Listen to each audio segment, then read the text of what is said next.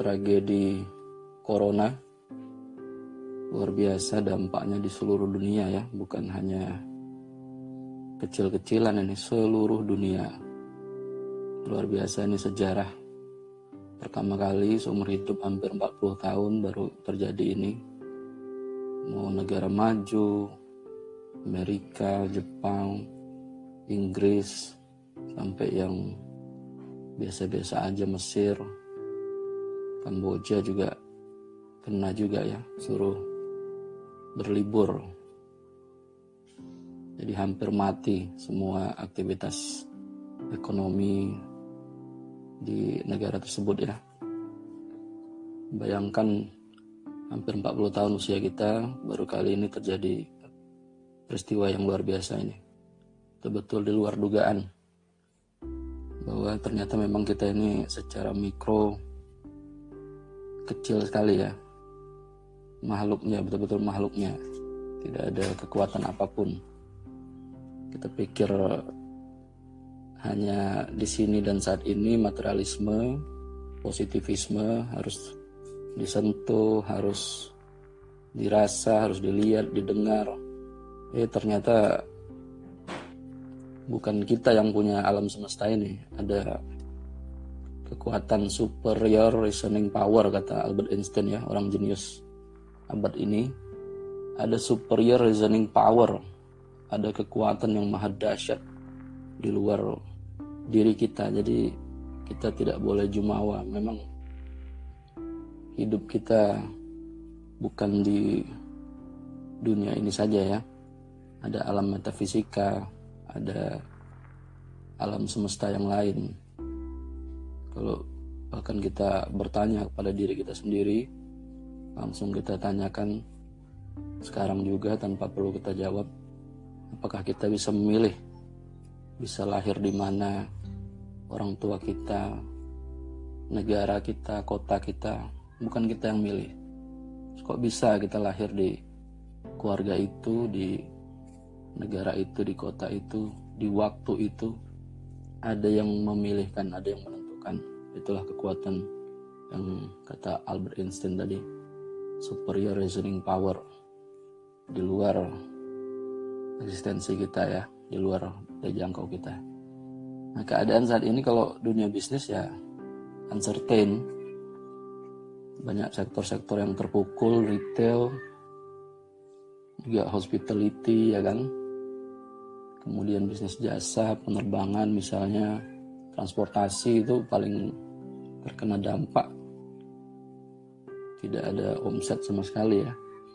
Yang bisnis-bisnis basic needs tumbuh, kebutuhan-kebutuhan pokok selain itu ya tidak ada yang tumbuh, stagnan dan decline, bahkan bangkrut ya. Kalau Matahari department store tutup seluruh gerai karena nggak ada orang nge-mall, mallnya juga tutup, disuruh social distancing, terus karyawannya dirumahkan, tidak ada aktivitas. Kalau jaga toko ya aktivitasnya jaga toko lah. Kalau tokonya tutup, apa yang mau dijaga? Jadi suruh di rumah aja. Kemudian bagaimana pengaruhnya dengan hak-hak karyawan ya? Nah, itu terus terang sangat terasa. Sebagai pebisnis, kita bisa proyeksikan, bisa lihat sejarah. Ada Kompas Gramedia Group tahun 97, krisis ekonomi luar biasa hebat, sangat terasa ya. Dari 2.000 rupiah dolar menjadi 15.000 rupiah. Daya beli masyarakat juga terjun bebas. Luar biasa sekali waktu itu. Krisis moneter bermula dari Bangkok, akhirnya menjalar ke seluruh dunia Asia Tenggara ya, terutama. Satu-satunya grup yang tercatat dalam sejarah tidak ada PHK sama sekali, zero. Itu Kompas Gramedia Group. Kompas Gramedia Group tercatat dalam sejarah. Jadi yang lain gulung tikar, padahal bisnis toko buku ya, suatu kebutuhan yang tersier sekali. Anak sekolah bisa pinjem, bisa fotokopi, bahkan tidak punya buku juga bisa sekolah. Apalagi buku-buku yang bukan buku pelajaran, siapa yang mau beli? Terus bisnisnya yang lain koran, siapa juga yang mau pasang iklan di koran pada saat itu suasana lagi krisis ekonomi, daya beli merosot tajam. Tentunya percuma kalau dipasang iklan, jadi penjualan turun drastis.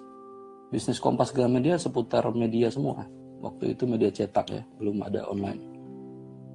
Apa yang dilakukan oleh Pak Jacob Utama sebagai owner, chairman dari grup Kompas Gramedia, sebagai founder, sebagai pendiri, beliau number one adalah memang keadaan tidak pasti, tapi harus kita ciptakan, harus kita pegang, harus kita tetapkan kepastian itu. Kita tidak bisa memilih ketidakpastian, kapanpun itu bisa terjadi. Kita bisa memilih untuk apa yang bisa kita lakukan, bisa kita tetapkan, bisa kita pilih. Kekuatan pilihan itu, the power of choice itu tidak ada yang bisa mengekangnya dalam keadaan apapun. Kita bisa simak kisah Soekarno atau Buya Hamka ya, di dalam penjara, bahkan melahirkan karya-karya masterpiece dan monumental di luar dugaan. Buya Hamka menyelesaikan tafsir Al-Azhar di dalam penjara 30 juz. Yang mana kalau tidak di penjara, beliau bilang tidak mungkin karya ini bisa selesai. Begitu juga Bung Karno mengkonsep Pancasila dan kemerdekaan Indonesia, hal-hal yang besar. Belum juga kisah tentang Holocaust survivor. Kalau kita melihat sejarah Perang Dunia II, Perang Dunia Pertama, bahkan Hitler membantai 6 juta orang Yahudi. Sebagai seorang Yahudi yang ditangkap di camp, melihat saudara, melihat istri, bahkan orang tua direbus di dalam kamar penyiksaan, menjadi bahan baku sabun, betul-betul tidak berharga. Perempuan, anak-anak tidak ada bedanya, menunggu giliran saja untuk dimasak ke dalam kamar penyiksaan, kamar gas katanya. Tapi bagi orang-orang Yahudi yang ditawan di dalam camp Nazi waktu itu, yang masih bertahan hidup sampai saat ini juga masih ada beberapa yang bisa ditemui di seluruh dunia. Yang mereka lakukan adalah menetapkan keyakinan dengan kuat sekali bahwa semua ini pasti akan berakhir dan semuanya akan baik-baik saja, dan mereka menikmati hari demi hari, detik demi detik proses itu semua, bahwa mereka saksi sejarah kejadian yang luar biasa itu. Akhirnya ada satu hal yang mereka tetapkan di pikiran mereka, dan itu hampir semuanya menjawab serupa. Never again. Never again, never again. Tidak akan pernah tragedi ini terulang. Tidak akan pernah kejadian ini terulang. Kami yang akan menyuarakan ke seluruh dunia bahwa sikap rasisme seperti ini tidak bisa dibiarkan. Kami akan menjadi saksi sejarah, living story. Dan betul, saat ini coronavirus ini adalah kita semua living story. Entah sampai kapan jejak-jejak digital kita akan ditemukan, dibaca, ditonton, didengar. Dan kita akan terus menggelorakan bagaimana upaya-upaya untuk survive, bagaimana thriving dalam uncertainty di dunia bisnis. Bila di seluruh dunia terjadi lockdown seperti itu, dan itu yang sedang kita alami saat ini. Pakar-pakar memproyeksikan kemungkinan di seluruh 2020 akan terkena dampaknya. Economic growth akan sangat-sangat low sekali, karena China yang menjadi epicenter menguasai hampir 50% perdagangan dunia. Jadi number one belajar dari para survivor di tengah ketidakpastian adalah justru kita ciptakan kepastian itu. Harus kita ciptakan kepastian itu. Kita buat parameter-parameternya, apa yang kita yakini akan berhasil, mari kita pegang dan kita lanjutkan rencana-rencana kita. replanning, contingency planning. Dale Carnegie, pakar hubungan antar manusia yang mengarang buku dengan sangat terkenal sekali, How to Win Friends and Influence People, luar biasa, bestseller di seluruh dunia. Beliau resepnya hanya satu dalam ketidakpastian, bahwa kita harus bersiap di dalam pikiran kita keadaan yang paling buruk yang bisa kita alami. Harus kita siapkan, harus kita kreasikan di dalam pikiran kita. Begin in the end with the mind.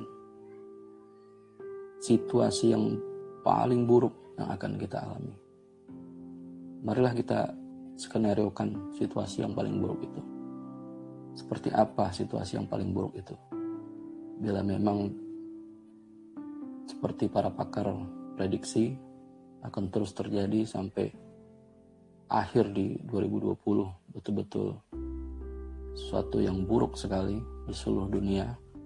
Satu negara di Italia, satu negara di India lockdown.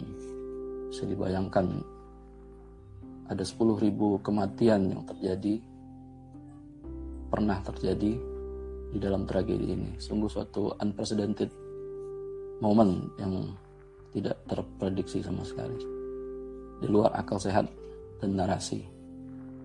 Jadi kita harus punya skenario bila mana hal ini terus berlangsung seperti ini, sangat-sangat buruk sekali. Tidak berproduksi, kantor tutup, artinya ada hak-hak karyawan di sana. Seperti apa yang bisa kita lakukan? Tentunya nomor satu yang paling penting adalah kita harus menyiapkan pengaman arus kas. Arus kas bisa kita siapkan dari treasury kita, seluruh kekuatan sumber daya kita, aset-aset yang kita miliki, renegosiasi hutang-hutang kita dari sisi nominalnya, jangka waktu pembayarannya, kemudian pembatalan PO-PO yang tidak penting atau penundaan pembelian. Kemudian dari sisi pemasukan, inilah saatnya untuk innovation, inilah saatnya untuk berinovasi. Harus kita riset luar biasa, inovasi di seluruh bidang. Setelah kita renungkan dalam-dalam, kita jalani work from home ini, ternyata jumlah personil yang kita miliki saat ini bisa jadi tidak optimal, berlebihan, terlalu banyak. Artinya inilah saatnya untuk mengatur ulang komposisi kapasitas ketenaga kerjaan kita. Ternyata selama ini sungguh-sungguh berlebih. Tanpa kita sadari, setiap bulan kita bayar, setiap bulan kita gaji. Ternyata setelah tidak ada aktivitas apapun, posisi-posisi tertentu sebetulnya tidak diperlukan. Jadi keberadaannya di kantor kita selama ini patut kita pertanyakan. Divisi tersebut, departemen tersebut, unit kerja tersebut ada dan tiada sama saja. Artinya tidak kritikal untuk kita jadikan permanen, untuk kita jadikan cost center secara fixed cost. Maka inilah saatnya untuk kita mengatur ulang reorganization. Perampingan di sini betul-betul tim yang kecil tapi lincah dan kuat dibanding tim yang besar tapi geraknya terbatas dan kurang optimal. Sehingga bila keadaan sudah normal, kita siap untuk mereorganisasi, merelokasi, mengefisiensikan diri mesin-mesin organisasi kita. Itu pelajaran terpentingnya. Number 2, inilah saatnya kita mengikuti irama atau tren dunia, bahwa corporation dan organisasi saat ini adalah organisasi yang agile, yang betul-betul lincah, tidak lagi paper-paperan, tidak lagi birokratis, bahkan semuanya bisa dikendalikan dalam genggaman tangan. komando, perintah, arahan bisa berubah kapan saja, dan itu hanya cukup dalam genggaman tangan. Tidak diperlukan lagi kejar tanda tangan ini, kejar tanda tangan itu. Luar biasa birokratis, berlembar-lembar. Sekarang semuanya serba cepat, serba efisien, dan anggap saja ini suatu reskilling, suatu latihan bagi organisasi kita, upgrading kemampuan, kompetensi, organisasi, kapabilitas. Inilah saatnya. Ternyata dalam keadaan yang uncertain ini, justru kreativitas dan inovasi tumbuh. Kita ada kompetensi-kompetensi baru, organisasi, di luar dugaan. Ternyata operasional berjalan lancar tanpa perlu ngantor. Berapa banyak kita saksikan rutinitas kita setiap hari pergi ke kantor, ternyata tanpa perlu hadir secara fisik, bisa-bisa saja, normal-normal saja, produktivitas tidak berkurang. Jadi pelajaran-pelajaran penting, reorganisasi, kemudian reskilling, dan setelah semuanya siap,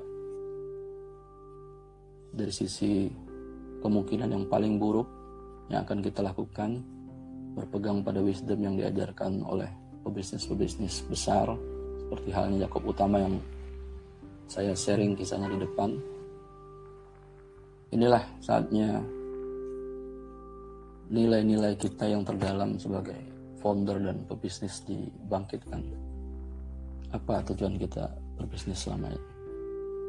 Apa sekedar biar memiliki tabungan yang banyak, bisa berkeliling dunia begitu, kemudian menimbun-nimbun barang posesif begitu, ada mobil yang mahal, lebih cari lagi mobil yang lebih mahal lagi, rumah yang besar lebih besarkan lagi.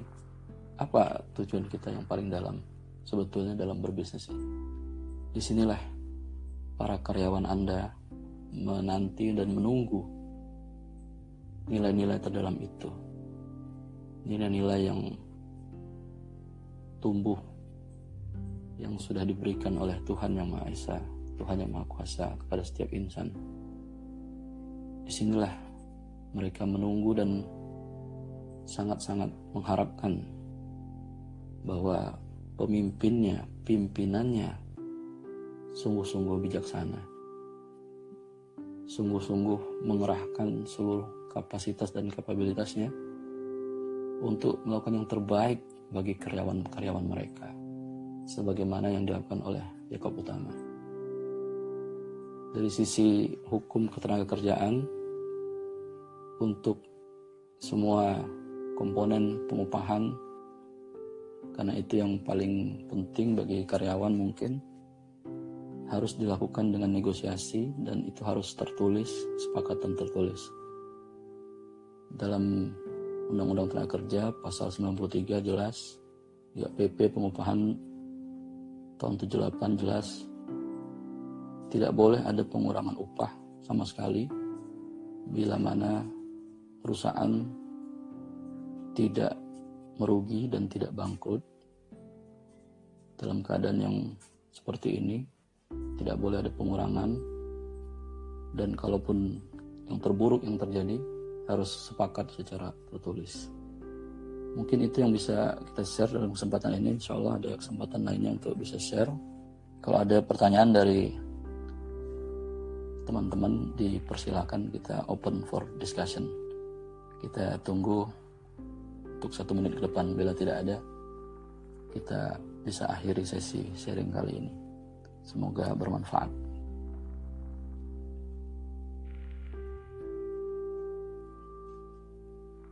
Ada mungkin dari audiens?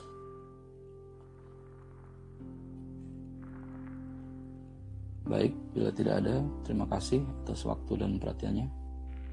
Marilah kita sambut kejadian ini, peristiwa ini sebagai saksi sejarah luar biasa. Kita saksi hidup untuk anak-anak cucu kita. Pernah terjadi siklus di seluruh dunia, terjadi lockdown, business collapse, kemungkinan sampai akhir tahun, tapi kita tetap thrive, tetap survive, tegakkan kepala, terima dengan lapang dada, dan siap dengan segala kemungkinan yang terburuk, dan memunculkan nilai-nilai terbaik dalam diri kita sebagai pebisnis, sebagai founder, pimpinan, pemimpin. Itulah yang diharapkan oleh teman-teman yang berada di belakang kita semua. Terima kasih. Wassalamualaikum warahmatullahi wabarakatuh.